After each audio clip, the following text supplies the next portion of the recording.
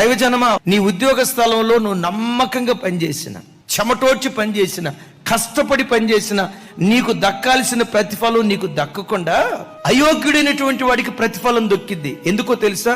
దాని వెనుక సాతాను కుట్రుంది. ఎలాగో తెలుసా? నిన్ను మానసికంగా కృంగదీయాలి. ఎలా? ఎంత ప్రార్థన చేశావు, ఉద్యోగం అని ఇంత నీతిగా బ్రతికావు, చూడేమైందో.